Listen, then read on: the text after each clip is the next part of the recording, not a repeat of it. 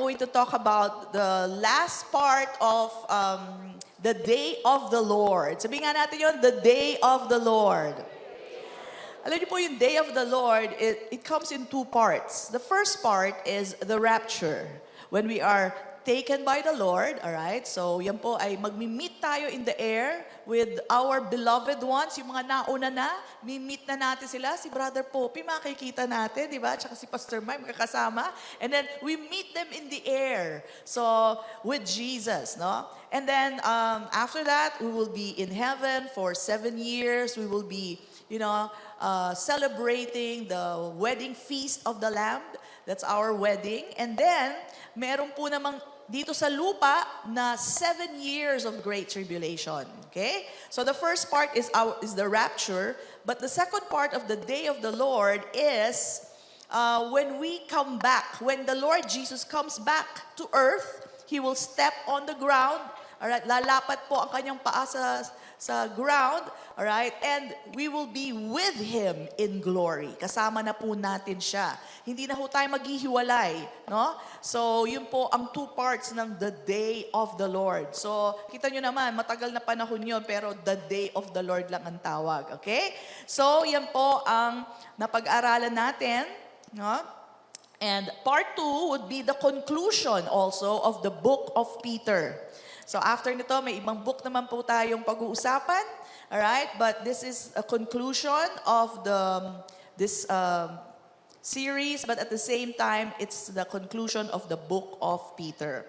But before we go to the text of the last part of the book of Peter, we're going to review part 1. 2 weeks ago, no? 2 weeks ago, because this is connected. Kasi yung mga wala nung part 1, baka hindi nyo maintindihan tong part 2. So I'm just going to run through what we learned last week. These are 5 things, alright, that Peter mentioned. Summary na po ito. And these same things are things that Paul also taught. No? So tinuro ni Peter, tinuro din po ni Paul. Makikita din po natin to sa text natin today. So what are these things? Sabihin natin lahat, these things. Itong 5 things na to, ito po ang mababanggit ngayon. So number 1, we are to pay attention to the scripture through the prophets and the apostles. So yung mga prophets, sila Isaiah, kailangan alam po natin yung mga sinabi niya patungkol kay Jesus. Alright? Sila Daniel, kailangan alam po natin yan. And also the apostles. So yung mga disciples po ni Jesus whom He called apostles, including po si Paul. Yan po ang pakikinggan natin. Bakit po? Because scoffers will come. Alright? They will come, mga nangungutya, yung mga yan, alright, asking, where is the promise of His coming? O, asa na? 2,000 taon na, wala pa rin si Jesus. Akala ko ba babalik? So, sila po ay nangungutya. At kung hindi tayo stable, kung hindi natin alam ang sagot, alright, pwede tayo mapahiya at pwede pati tayo ay, maki-join in sa kanila. No? So you should know what to say. Dapat alam mo ang sagot. Sabi mo nga sa katabi mo, dapat alam mo ang sagot. Hindi pwedeng, hindi ko po alam, Your Honor. Hindi po ako nakapag-aral. Joke lang. Joke lang, magagalit sa akin. Okay. So, dapat alam mo ang sagot. Ano po ang sagot? The answer is, number 3, the answer is, to the scoffers, is 1 day to God is 1,000 years to us. Right? So, 2,000 taon na ang dumaan, pero sa Diyos, 2 araw pa lang. Amen? So, in God's mind, alright, and the way He sees it, because He's a great big God, alright, fresh na fresh pa sa Kanya. Di ba? Fresh pa ang 2 days ago. Fresh na fresh pa sa Kanya ang pagkamatay ng Kanyang anak na si Jesucristo. Amen po ba? At fresh na fresh sa Kanya na tayo'y pinatawad, nilinis ng dugo ni Kristo. Amen? So this is not old news to Him. This was just like yesterday. Just 2 days ago to the great big God. Amen? So you should know what to answer. That is the answer. Pag sinabi niya, ang tagal naman, 2,000 years ago. Sabi mo, hindi. 2 days ago pa lang sa ating Diyos. Amen? And then what else? What else do you say? You say, this is the answer, the Lord is not slow, but is long-suffering to us all or towards us. Mahaba ang kanyang pasensya dahil ayaw niya na mapahamak ang tao. Gusto niya makilala ng tao ang kanyang anak na si Jesucristo. Dahil sa pangalan lamang po ni Jesucristo, merong kaligtasan. Amen po ba? That's why, sabi nga po doon sa kanta, people need the Lord. Because there is no other way to get saved. There is no way that you will miss the great tribulation kung ikaw ay hindi mananampalataya ni Kristo. You need the Lord. Otherwise, you will go through that great tribulation. Okay? And then what else did we learn? This is the fourth thing. Right? Na tinuturo din po ito ni Paul. So aside from Peter, Paul also talks about this.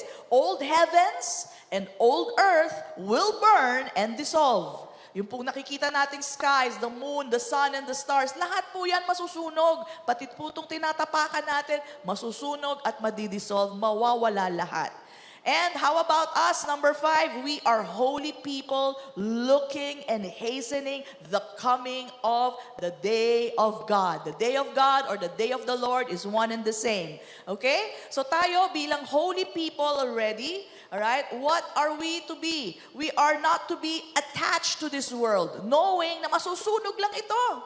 Yes, enjoy every good thing that God has given you, that has blessed you with, but do not be attached to it. Baka naman humapit kayo sa poste ng bahay nyo, sayang naman, Pastora, kagagawa lang ng bahay ko. Huwag po tayong ganyan. Let's be ready to go. Let's enjoy today, but let's be ready to go when the time is come. Set your mind on things above, not on the things here on earth. Focus on Jesus Christ, the one who loved us and gave His life for us. Amen po ba? Diyan po dapat nakatuon ang ating kaisipan. And then, because people need the Lord, we are to share the gospel. Amen po ba? Sabi mo nga sa katabi mo, share the gospel. The good news that Jesus Christ already paid for their sins. All they need to do is to believe in Him.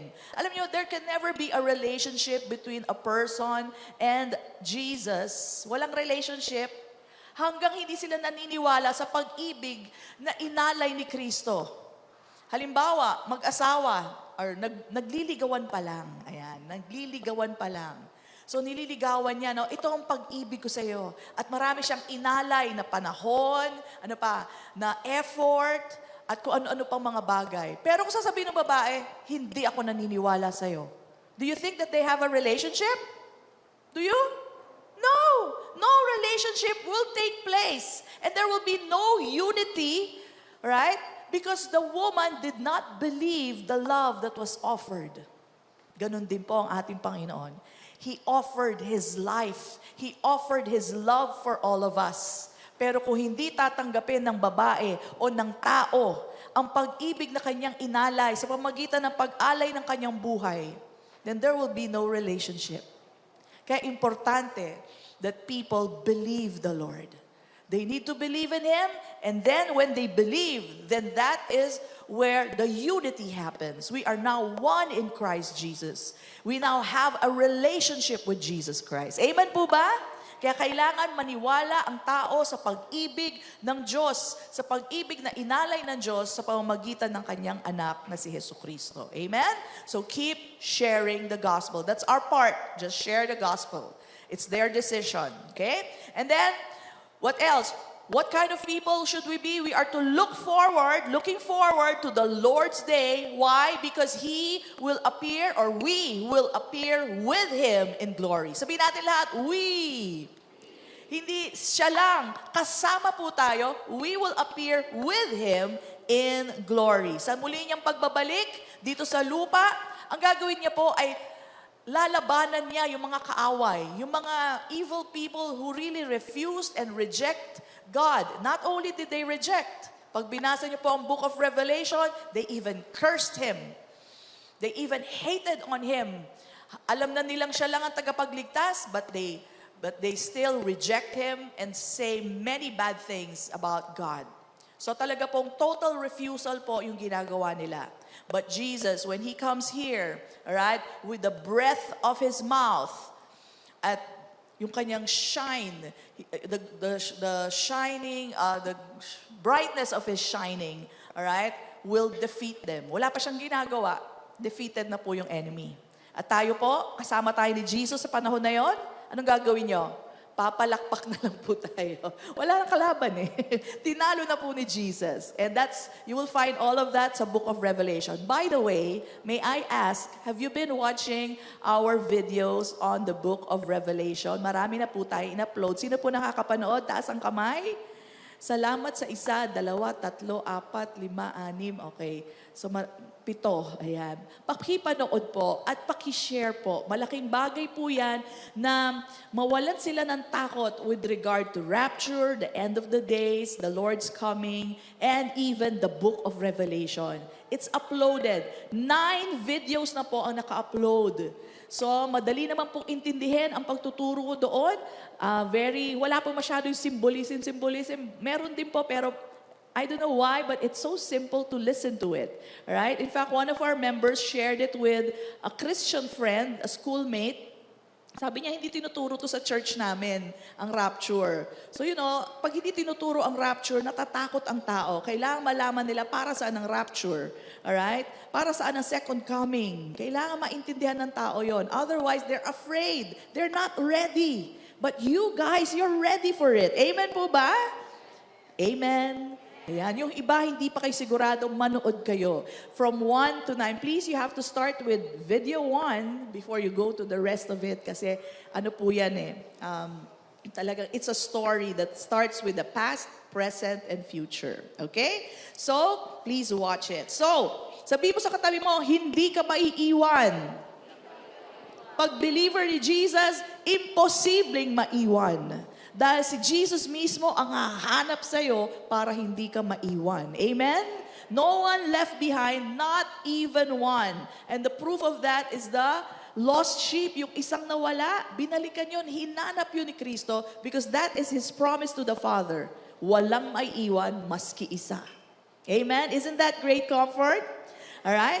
And we will appear with Him in glory. The reason for this is because we have been redeemed by the blood of Jesus. The precious blood of Jesus is what paid for our sins. Kaya precious na precious ka. Sabi mo nga sa katabi mo, you are so precious. Blood-bought ka ng dugo ng Diyos. Yan ang halaga mo. Ba't ka iiwan? Yan ang presyo mo, dugo ni Kristo. And not only did He cleanse us with His blood, He made us holy, He made us pure and blameless. Sabi nga natin lahat, I am pure, I am blameless. Amen? You have to be confident of that because it's the blood of Jesus that has cleansed us. Alright? So, ito pong mga bagay na to na tinuturo po ni Peter, yun din po tinuro po ni Paul. Look at Ephesians chapter 1 verse 4. This is Paul speaking, si Apostle Paul. Sabi niya, just as He chose us in Him, God chose us in Christ before the foundation of the world. Wala pang pundasyon ng mundo, pinili ka na. Don't you feel special? I feel special. Wala pa nga yung earth eh. Pinili na ako ng Panginoon, di ba? That we, ito po ang dahilan kung ba't niya tayo pinili, that we should be holy and without blame before Him in love. Amen? So, kaya niya tayo pinili kasi gagawin niya tayong holy, blameless before Him in love. Hindi niya muna tayo nilinis, sandali, lilinisan muna kita, tsaka kita pipiliin. Hindi po ganon. Pinili ka muna para ikaw ay linisin. Pinili ka para pawalan sala ka. Amen? Isn't God so good? Amen? And this was fulfilled by the blood of Jesus Christ. Okay? So, another verse po, Colossians 1:21 to 22. Ang sabi po dito, and you who once were alienated or a stranger and enemies in your mind by wicked works, yet now, sabihin natin lahat, now, He has reconciled in the body of His flesh through death. So tayo po'y pinagbati na sa Diyos sa pamamagitan ng katawan niya na namatay sa krus ng Kalbaryo. Alright? Sa pamamagitan ng kamatayan niya. So that is the importance of the cross, brothers and sisters. Kailangan alam nyo kung bakit importante ang cross. That is where Jesus died. And because He died there, we are now reconciled to the Father. And we are brought close by His blood that poured on the cross. And not only that, you are made holy and blameless. And look at this. Sabi dito, to present you, ta-ta-ta-tan. Tingnan mo na, wala pa yan. To present you, back to the verse please. To present you holy and what? Blameless and what? Above reproach in His sight. Ikaw na. Holy ka na, blameless pa, above reproach pa. Ibig sabihin, hindi ka pwedeng pintasan. Ikaw na. Ganyan tayo nilinis ng dugo ni Kristo. Okay? And ang sabi dito, in His sight. Bakit importante yung in His sight? Because in the sight of maybe your spouse, in the sight of your friends, ng kapitbahay mo, ng anak mo, ng magulang mo, in their sight, blameless ka ba? Hindi ka naman blameless Sama nga ng ugali mo But in the sight of God, yan po ang nagawa ng dugo ni Kristo. You are holy, you are blameless, and above reproach. Alright? Hindi ka mapipintasan. Amen. Parang hindi kayo masaya. Amen. And Jesus succeeded in doing this because His blood poured at the cross. Amen? So tatandaan po natin, tayo po'y ginawa ng banal. Sabi mo nga ulit yon, I am holy and blameless. With confidence, I am holy and blameless. Amen. Walang kapintasan, di ba? At tatandaan natin, ang holiness po is not something you pursue. Hindi nyo inahabol yan. Oy, magpe-pray ako para holy ako. Nag-attend ako ng church, kaya holy ako. Alright? Paano bukas? Walang church. Okay? Tapos nakalimutan mo pa mag-pray, hindi ka na holy? Ay, hindi po ganun yon. Pag yun po ang ginawa mo, kasi binabase mo ang holiness mo sa gawa mo. Ang holiness natin ay hindi base sa gawa ng tao, base sa gawa ni Kristo sa krus ng Kalbaryo. Amen? Kaya lagi kang holy, lagi kang blameless, lagi kang above reproach. Amen! Praise God. Kaya mapapa-praise you, Lord. Mapapapuri ka talaga sa Kanya Kasi pag nagkamali ka, sabi mo, Lord, thank you. At hindi nakabase sa akin ang holiness ko. Nakabase sa iyong natapos na gawa. So holiness is not something you pursue, but you work it out. Ano yung sabi na work out? O pastora, di ba parang tinrabaho mo? Hindi po. Di ba po may muscle tayo? Pakikapanga kung may muscle kayo. Ayan, di ba meron? Kahit konti. Ayan. So, the muscle was worked in by God. Hindi naman kayong gumawa ng muscle nyo, di ba? Alright. So, it was worked in by God, but you work it out. So, you work out, at kaka-workout mo, lumalaki ang muscle mo. Amen? Nakikita na ng iba. You live it out. You live the holiness that you are. Alright? So, nakikita na ng tao. Kaya po yung holiness, nakikita na lang po sa atin na ginawa ng banal ng ating Diyos. Amen po ba? Kaya bumabait, talaga naman may effect na bumabait ang mga believers, ang mga Kristiyano. At pag nakalimutan mo, di tandaan mo nang ulit, ako'y ginawa ng banal, kaya lalakaran ko ang kabanalan. Amen po ba? So sometimes we forget. Minsan nakakalimutan din natin, pero alalahanin mo lang. Kasi hindi naman po nabubura ang inyong pagka-holy. Because it is based on the finished work of our Lord Jesus Christ. Amen? Sabihin natin muli, I am already holy and blameless. Amen. Tinuro po yan ni Peter, tinuro din po yan ni Paul. At yan po makikita natin as we conclude the book of Peter. 2 Peter chapter 3, verse 14 to 18.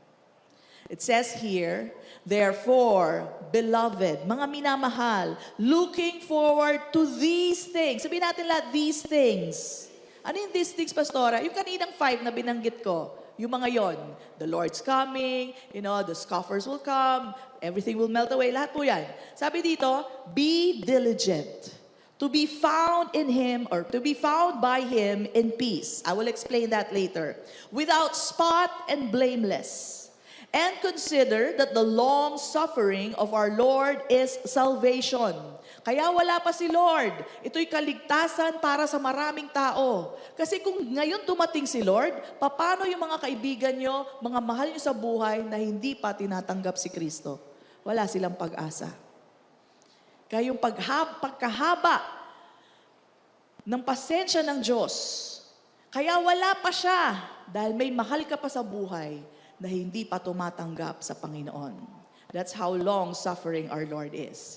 And then it says here, as also. Sabihin natin lahat, as also. Sa Tagalog, pati rin. Pati rin sino? Our beloved brother Paul. So, Peter is acknowledging Paul. Right? Tinawag pa niyang beloved brother Paul. According to the wisdom given to him. Of course, who gave him the wisdom? It's God. Has written to you, si Paul daw has written to you as also, pati rin saan? In all his epistles. Maging sa kanyang mga liham, right? Yung Corinthians, Thessalonians, lahat po yan, mga epistles niya. Speaking in them, nagsasalita daw si Paul doon, of these things. Yung binanggit ko kanina. Alright? And then it says here, in which are some things hard to understand. Yung bang 5 things na tinuro ko sa inyo, hard to understand? Di ba hindi naman? Bakit? Kasi may revelation kayo. Some people find it hard to understand because there is no revelation. But once you get the revelation, it's easy to understand. So this is not referring to you. All right? Some things are hard to understand, which untaught and unstable people twist. No, they pervert it, they twist it to their own destruction, as they do also the rest of the scriptures. So hindi lang po yung apostles' message ang twist nila, pati yung Old Testament prophecies, they twist it. And then sabi niya dito, you therefore, talking to you therefore, beloved, mga minamahal, since you know this, sabi mo, alam na this, alright? You know this beforehand, na pag-warningan na kayo, beware lest you also fall from your own steadfastness, being led away with the error of the wicked, but grow in the grace and knowledge of our Lord and Savior, Jesus Christ. To Him be the glory, both now and forever. And everybody says, Amen. And that's how he ends his book, the second book of Peter. So, 3 points lamang po ang pag-uusapan natin. Number 1, be diligent. Sabi mo sa katabi mo, be diligent. Ang sabi doon, be diligent to be found by Him in peace, without spot and blameless. Pastora, akala ko ba without spot and blameless na ako? Bakit pa ako be diligent? Because yung pong word na be diligent, hindi mo yan tatrabahuhin. Alright? If you will research in the Greek word, alright, in the Greek interlinear, ang ibig sabihin po niyan, be earnest. Okay? Be earnest, be serious, be intense in conviction. Na ano? That you are in peace and you are without spot and blameless. Amen po ba? Are you without spot and blameless? Yes, you are. You have to be sure about that. Alright? Kailangan sure kayong confident na kayo. Alright? Hindi yung pag tinanong kayo, hindi ko po alam. Hindi ko po alam, Your Honor, nasa farm lang ako. Check lang. Okay. So, you have to be sure that you have been totally cleansed. Totally cleansed, kaya holy na ako. I am blameless because of the blood of Jesus Christ. Otherwise, pwede kayong madaya ng mga ibang katuruan. Okay? Jesus took away our sins. How far? As far as the east is from the west. Hindi po nagtatagpo ang east at saka west. Tama? Hindi pwede magtagpo yan. Kaya kung gaano kalayo ang east from the west, ganun po kalayo ang inyong kasalanan. Nilayo na po ng ating Diyos. Alright? So you have been cleansed. Pastora, kanina lang nagkasala ako. Pati yan kasama sa kinuha ng ating Panginoon. Ganun po kabuti ang ating Diyos. Amen? So be confident about your identity in Christ. How blameless you are. How pure and holy you are. Alright? And by hearing the word, kaya po paulit-ulit yan. Huwag kayong tatamarin na paulit-ulit yung pakinggan yan kasi importante po yan. Kundi pwede tayo masway, madala ng mga errors, mga wicked teachings, no? And if you have not changed your mind yet, kung tingin mo pa rin sa sarili mo, hindi, may masama pa rin sa akin. Well, this is the day that you can change it. Renew your mind according to the Word. Ang sabi ng salita ng Diyos, ginawa ka ng banal.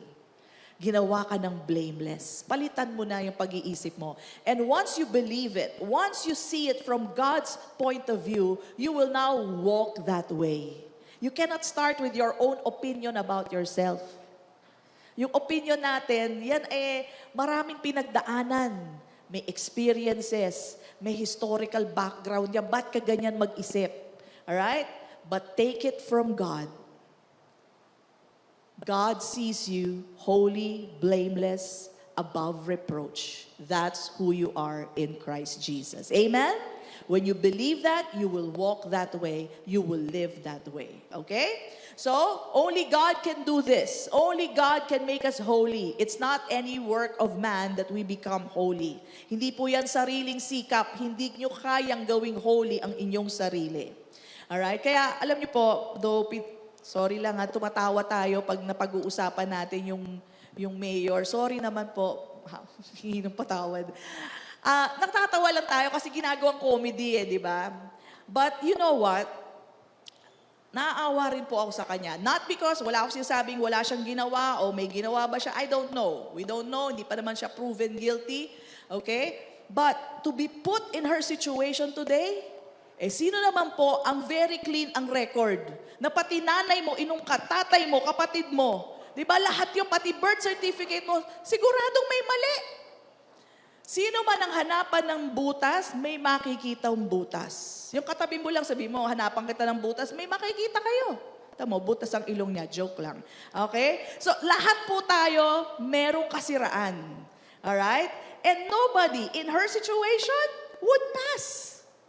So, natatawa lang po tayo kasi nga, di ba, yung mga ginagawang katatawan, the farm, ganyan, tapos kung ano-ano.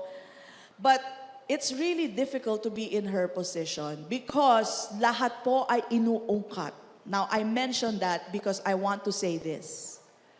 Praise be to our Father God na wala siyang inuungkat na ating background. Once you believe in Jesus Christ, ang tawag niya sa'yo, holy, pure, and blameless. No questions asked. No interview.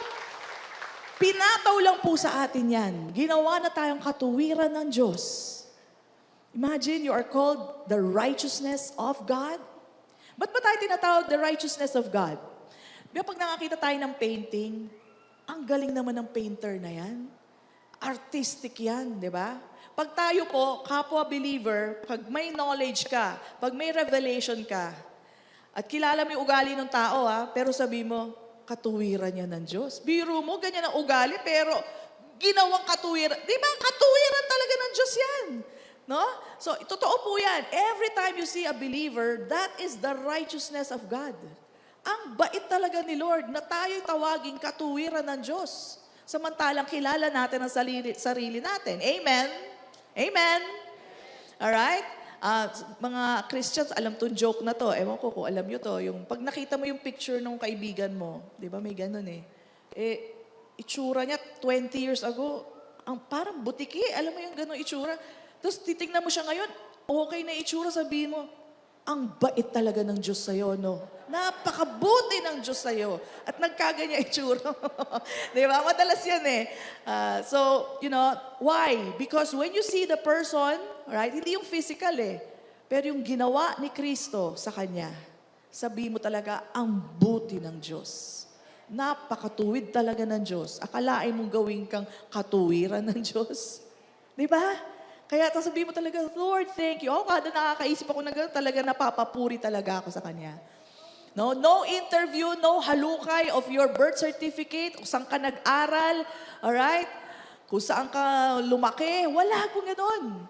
And just by believing, you are now justified by the blood of Jesus Christ. Amen. Come on, give Him the praise. Salamat, Lord. Alright. Walang papasa talaga. Kaya sabi ko, nakakaawa din yung babae na yun Walang papasa. Okay? So, yun po tayo. He forgave us of all our sins. Okay? So, that's point number 1. Point number 2, Peter acknowledges Paul. Yan po. No?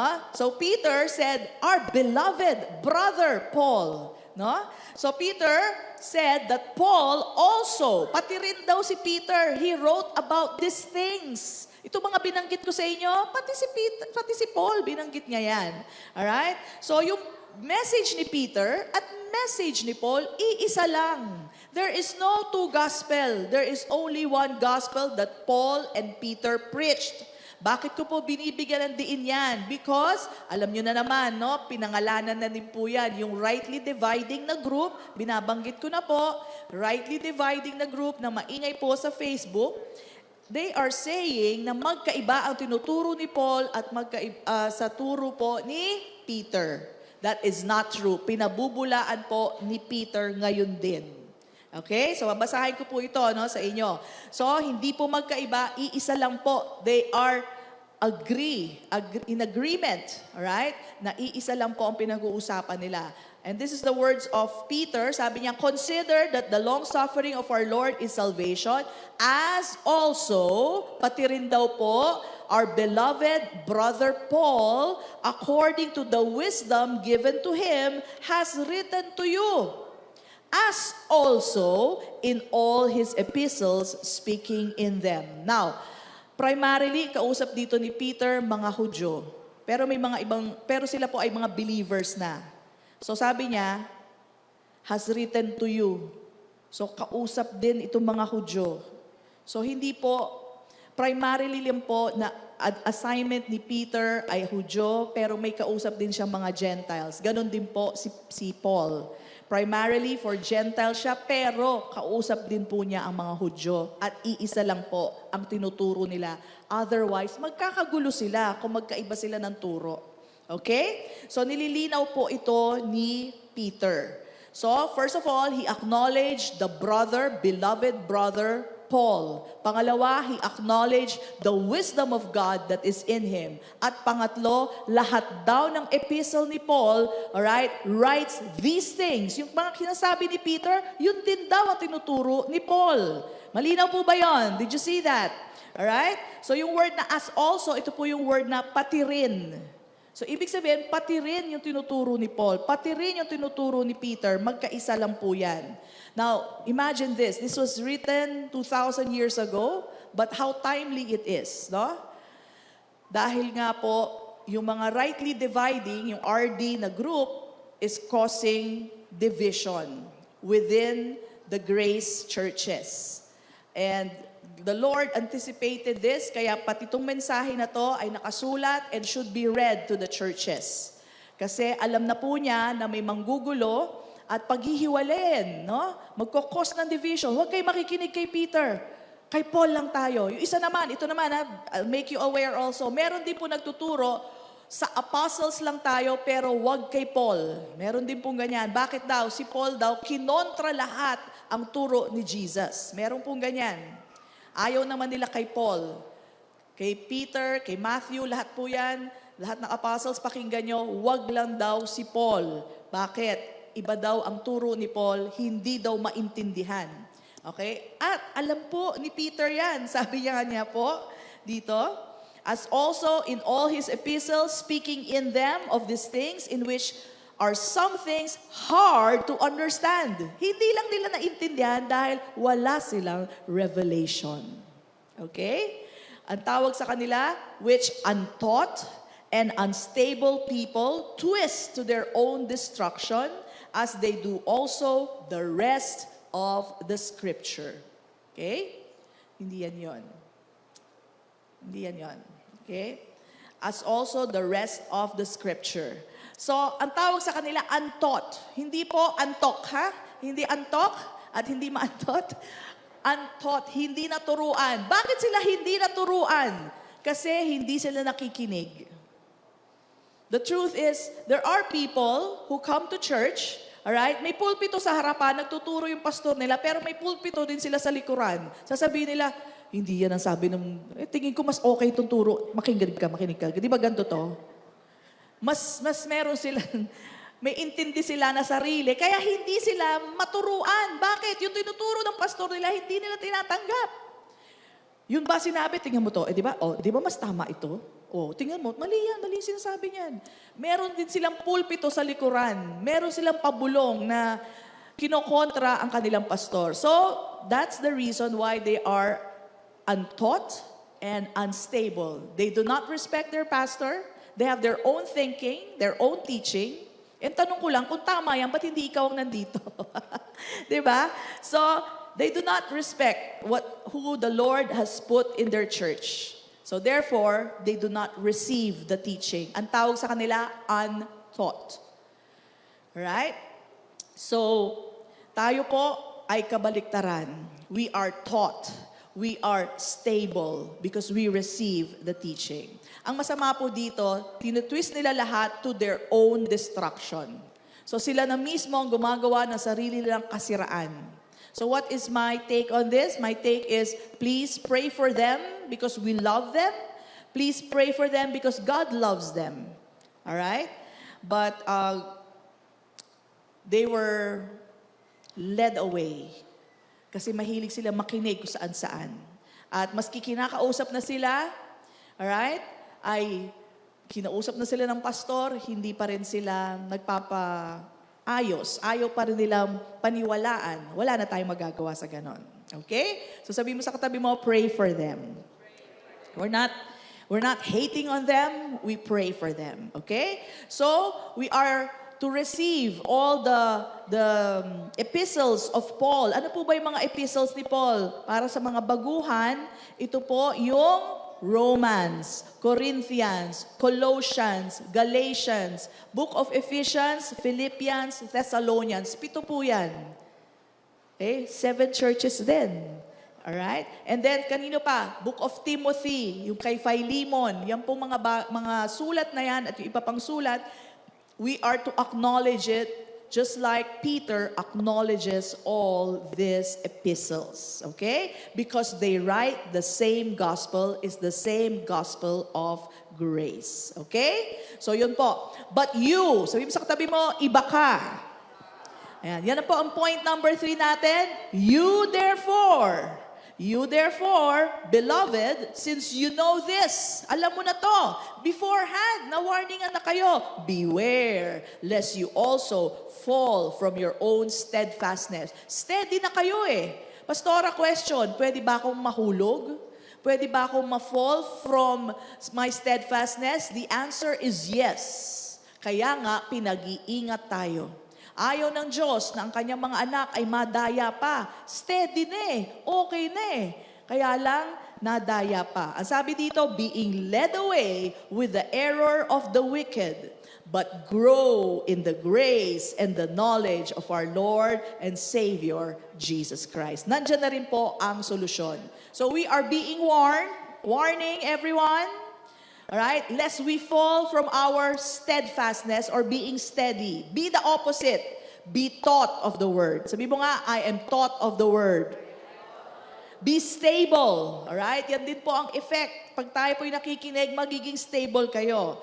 And how do we become stable? You grow in the grace and knowledge of our Lord and Savior, Jesus Christ. Kaya dito po sa church natin, wala tayong ibang pinag-usapan kundi biyaya ng Diyos. Sukdulang biyaya, mayamang biyaya, exabable grace. Alright? Diyan po tayo mag-grow. At bukod dyan, we talk about what Jesus Christ has done, what the Lord has done for us, what the Savior did for us para tayo po'y maligtas. Amen po ba? If you're growing in that, then you will always be stable. May magkwento man sa inyo ng bago na namang nilang natagpuan. Uy, ito, may bago akong revelation. Hindi kayo madadaya. Bilang ama natin, ang Diyos Ama, ayaw niyang madaya ang kanyang mga anak. Sino ditong mga magulang, yung anak nila nabalitaan yung dinadaya sa school. May dumadaya sa kanyang anak. Siguro nandun ka sa principal's office, umagang-umaga. Sino dumadaya sa anak ko? Bakit siya dinadaya? Di ba? Magagalit ka eh. Well, nakakagalit talaga yon. Mga minamahal mong anak, dinadaya. Ganon din po, mas lalo na po ang Diyos. Ayaw niyang madaya ang kanyang mga minamahal na anak. Kaya ganyan na lang po ang reminder sa atin. Maya't maya, may reminder ang ating Diyos. Kasi mahirap po na tayo po'y masway. They are called wicked in that sa sitwasyon na yon, no? And it is to their own destruction that they do this. Hindi nila alam, they are destroying themselves. Alright? So, grow in the grace. Sabi nga natin lahat, grow in the grace. Okay? Fix your eyes on the Lord Jesus Christ and our Savior. And brothers and sisters, if there is a reason for you to come to church, a very good reason, it is because of this. Kung marami pong scammer sa mundo ngayon, sino dito na-scam na sa Lazada, sa Shopee, di ba? Di ba? Kanya-kanyang style. Ang daming style. Hindi ko kayo mabibigyan ng isang style eh. Ang dami, nadaya din ako. May dumating sa akin, sapatos, berde. Pero nyo, berde na rubber shoes. Ang pangit pa. Hindi ko naman in-order yun, nabayaran ko. Di ba? Hindi lang isang beses nangyari, 2 beses pa. So marami po, as much as there are scammers in the world today, marami din po in the spiritual realm. Many people want to scam us. Of course, inspired by the evil one. Okay? So, yan pong nangyayari sa mundo ngayon, representation lang yan. Ganon din po kadami sa area of in the spirit. Alright? There are a lot of scammers. And because God is fully aware of that, that's the reason why He keeps on reminding us na marami po niyan dito sa mundo. Magbukas lang kayo ng Facebook, andyan sila. Baka friend mo pa. Ay, joke lang. Okay? So, kung magtatanong ang anak mo, kung magtatanong ang anak mo, Mami, bakit ako kailangan pumunta sa church? Bigyan mo ako ng isang magandang dahilan. Ang sasagot mo, para hindi ka ma-scam. Para hindi ka maloko na maraming mga panloloko ngayon sa panahon ngayon. Amen? This is one good reason why we should come to church, not miss church, because God always has a message for you of grace and of the Lord Jesus Christ, hindi lang po para sa scammers, but for you to live a victorious life. Dahil marami pong testings and trials sa mundong ito. Hindi bigay ng Diyos, pero may mga problemang pinagdadaanan. Anong gagawin mo? Iiyak ka lang? Hindi pwede. Kailangan pagtagumpayan mo yan. At lahat yan makikita sa salita ng Diyos. Amen?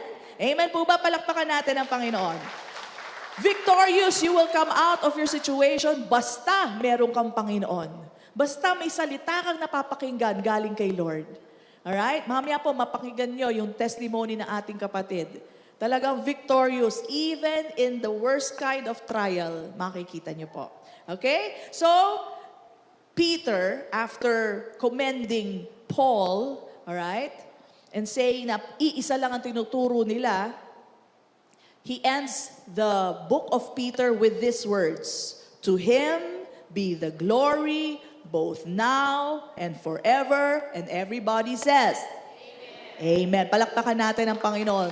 Sa Kanya ang glory. Amen. Kay Jesus Christ, our Lord and Savior. Amen.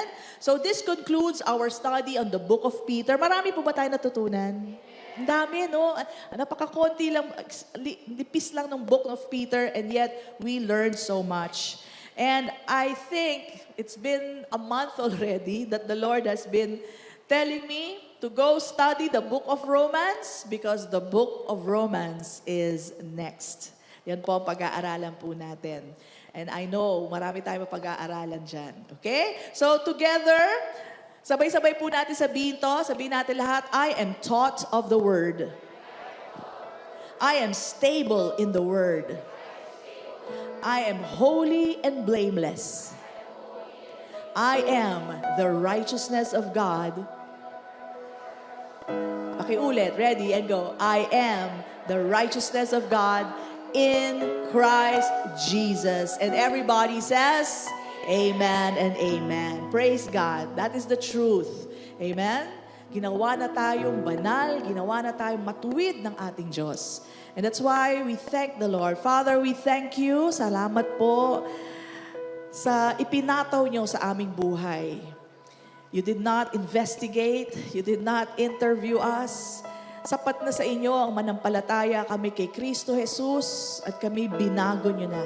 Tunay na binago nyo ang aming spirito, maging ang aming kaluluwa, Panginoon, as it is being renewed daily by your word. Maraming salamat. Kami po ay lubos na nagpapasalamat sa sukdulang biyaya mo na nararanasan namin sa araw-araw, maging sa mga katuruan na natatanggap namin. We thank you and we realize how much you love us. Oh, how much you are good to us, oh Lord. And we give you praise for this, Lord God. We pray for those who are led astray. We pray that they come back, come to their senses, believe in the word that has been taught to them, and listen to the Holy Spirit. We pray for them. Ingatan niyo po sila na hindi umabot sa kanilang kasiraan ang nagagawa ng kanilang paniniwala sa ibang gospel, sa ibang katuruan. We truly pray for them, Lord. We pray that they be back. Maraming salamat, Panginoon. We know you already heard our prayers. And this we pray in your name, Jesus. And everybody says, Amen. Praise God. Malakpakan po natin ang Panginoon. Praise be to God. And for you, maybe you are here for the very first time. Ito na ang araw mo. This is the day that the Lord has made for you to believe in Jesus Christ. If you haven't accepted Jesus in your life, guess what? You don't have a relationship with Him. He already gave His love to us, His life to us. He demonstrated the love of the Father. But if you do not believe Him, if you do not confess that He is Lord, then you are not saved. But this is the day that you might want to decide to receive Him. And let me help you. Kung yan ang desisyon mo, sabayan mo lang ako sa maiksing panalangin na ito, pagtanggap kay Kristo bilang Panginoon, at ideklara ng iyong bibig na siya ay Panginoon ng buhay mo. If you will do that, the Word of God says, whoever calls on the name of the Lord, he shall be saved. So everybody, close your eyes and we will pray this. Nanggagaling sa ating puso, binibigkas ng ating bibig. Sabihin natin, Panginoong Jesus, naniniwala ako sa iyo. Maraming salamat na ikaw ay namatay para sa akin at nabuhay muli. Naniniwala ako na lahat ng aking mga sala ay pinatawad mo na. I now confess that you are my Lord. Jesus, you are now my Lord and you are now my Savior. I believe that and I receive the forgiveness of my sins. Naniniwala ako na ikaw ang aking buhay na Diyos. Tinatanggap kita sa aking buhay. Ito ang aking panalangin sa pangalan mo, Jesus, aking Panginoon. And everybody says, Amen and Amen. Palakpakan natin ang Diyos. If you said that prayer coming from your heart, you are already saved. Assured ka na, hindi mabubura ang pangalan mo sa aklat ng buhay, hindi ka itatapon sa dagat-dagatang apoy, at hindi ka papasok sa great tribulation. That is our assurance from our Lord Jesus Christ. Amen? Praise God. So congratulations. I pray that you come here and hear the gospel, all right? The words of God, para sa ganon alam mo kung sino ka kay Kristo.